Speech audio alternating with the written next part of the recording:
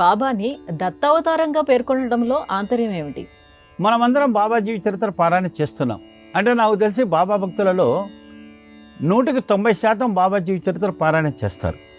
ఈ బాబా జీవిత చరిత్ర పారాయణంలో మొదటి పేజీలో మనం చదివేది ఏందయ్యా అంటే దత్తుని యొక్క మొదటి అవతారం శ్రీపాద శ్రీవల్లభుడు, రెండవ అవతారం నృసింహ సరస్వతి, మూడవ అవతారం మాణిక్య ప్రభు, నాలుగవ అవతారం అక్కలకోట స్వామి, ఐదవ అవతారం శ్రీ షిరిడి సాయినాథుడు అని మన బాబా జీవిత చరిత్రలో మొదటి పేజీలో మనం చదవడం జరుగుతుంది. అంటే ఇక్కడ మీరు అడగొచ్చు ఏమనంటే పారాయణం చదువుతున్న వాస్తవమే, కానీ బాబా నిజంగా దత్తావతారం అని ఎలా చెప్పగలుగుతారు? ఏమైనా శాస్త్రాలలో ఉందా, గ్రంథాలలో ఉందా?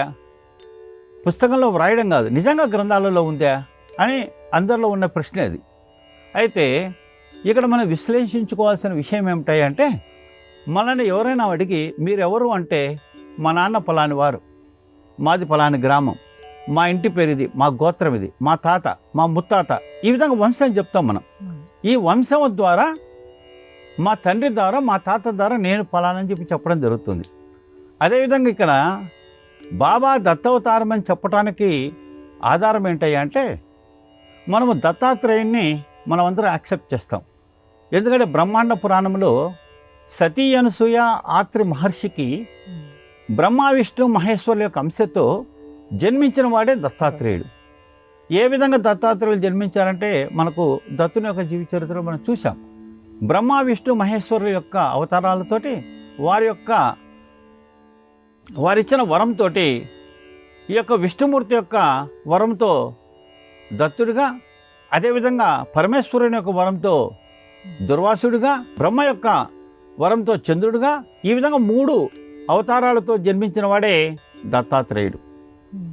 ఈ దత్తాత్రేయుడు ఒకసారి దత్తాత్రేయ మహర్షి అప్పలరాజ శర్మ సుమతి, అంటే 13వ శతాబ్దంలో అప్పలరాజ శర్మ సుమతి వారి యొక్క దత్త భక్తులు.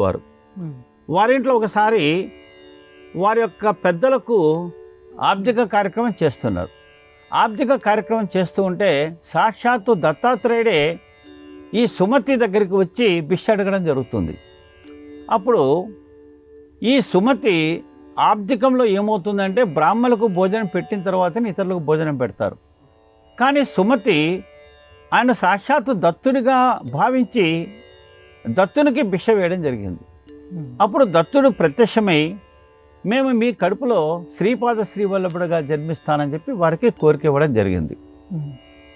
ఈ రకంగా ఏంటంటే దత్తుని యొక్క కోరికతోటి శ్రీపాద శ్రీవల్లభుడు జన్మించడం జరిగింది. కానీ శ్రీపాద శ్రీవల్లభుడు కృష్ణానది తీరాన స్థానానికి వెళ్తూ ఉంటే ఒక భక్తుడు ప్రతిరోజు శ్రీపాద శ్రీవల్లభుడికి నమస్కారం చేసేవాడు. అప్పుడు శ్రీపాద శ్రీవల్లభుడు ఆ భక్తుడిని అడిగాడు, ప్రతిరోజు నాకు నమస్కారం చేస్తున్నావు, నీకు ఏ కోరిక కావాలని. ఆ భక్తుడు ఏమంటాడంటే నేను మహారాజుగా జన్మించాలంటాడు. అంటే ఈ జన్మలో కావాలా వచ్చే జన్మలో కావాలా అంటాడు. నాకు ఈ జన్మలో వయసు మీరిపోయింది, వచ్చే జన్మలో మహారాజుగా జన్మించే ఆ యొక్క కోరిక నాకు తీర్చమని చెప్పి అడగడం జరుగుతుంది. అప్పుడు సరైన శ్రీపాద శ్రీవల్లభుడు నేను వచ్చే జన్మలో నృసింహ సరస్వతిగా జన్మిస్తాను, నృసింహ సరస్వతిగా జన్మించినప్పుడు నువ్వు మహమ్మదీయుడిగా ఒక రాజుగా జన్మిస్తావు, అప్పుడు నువ్వు నా దగ్గరికి వచ్చి నన్ను శరణు పెడతావని చెప్తాడు. ఆ విధంగా శ్రీపాద శ్రీవల్లభుడు నేను నృసింహ సరస్వతిగా జన్మిస్తానని ఆ సందర్భంలో చెప్పడం జరుగుతుంది.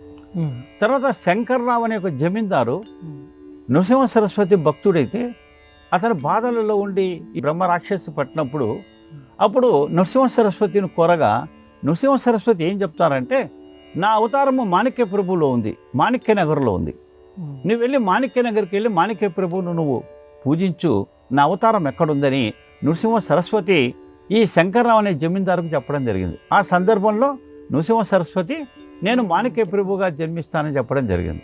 ఇక మాణిక్య ప్రభు విషయం వస్తే ఆ మాణిక్య ప్రభు యొక్క తల్లి ఒకసారి ఆ మాణిక్య ప్రభువును నోరు తెరవమంటే మాణిక్య ప్రభు నోరు తెరవగా సాక్షాత్తు దత్తుడే ఆమెకు దర్శనం ఇవ్వడం జరిగింది. అంటే ఏ విధంగా అయితే యశోదకు శ్రీకృష్ణ పరమాత్ముడు ఆ బ్రహ్మాండం చూపించాడో ఆ విధంగా మాణిక్య ప్రభు తన నోటిలో దత్తుని యొక్క రూపం చూపించడం జరిగింది.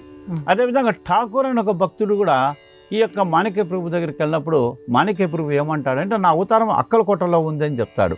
అదేవిధంగా బీట్కర్ మహారాజు అనే ఒక మహారాజు తన రాజ్యమంతా కోల్పోయి మాణిక్య ప్రభు దగ్గరికి వెళ్ళినప్పుడు నా అవతారం అక్కలకోటలో ఉందని చెప్తాడు. ఈ విధంగా మాణిక్య ప్రభు అక్కలకోటలో నా అవతారం ఉందని చెప్పడం జరుగుతుంది.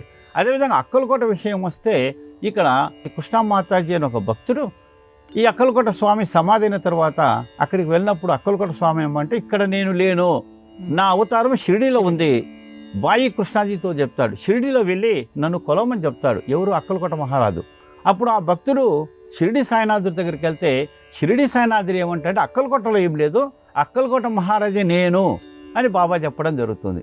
ఈ విధంగా అక్కలకోట మహారాజు నేనే బాబా అన్నాడు, బాబా నేనే అక్కలకోట మహారాజు అన్నాడు. ఈ పరంపర మనం చూసుకుంటే దత్తుడు శ్రీపాద శ్రీవల్లభుడిగా, శ్రీపాద శ్రీవల్లభుడు నృసింహ సరస్వతిగా, నృసింహ సరస్వతి మాణిక్య ప్రభువుగా, మాణిక్య ప్రభు అక్కలకోట మహారాజుగా, అక్కలకోట మహారాజు షిరిడి సాయినాథుడిగా ఈ పరంపర అంతా మనకు ఈ గ్రంథాలలో మనకు కనబడుతుంది. బ్రహ్మాండ పురాణం నుంచి లెక్కేసుకుంటే, గురి చరిత్ర లెక్కేసుకుంటే, బాబా జీవిత చరిత్ర లెక్కేసుకుంటే, మాణిక్య ప్రభు జీవిత చరిత్ర, అక్కలకోట స్వామి జీవిత చరిత్ర పారాయణం చేస్తే ఈ పరంపర అనేది కనబడుతుంది. ఈ రకంగా బాబా ఎవరంటే సాక్షాత్తు దత్తస్వరూపుడు.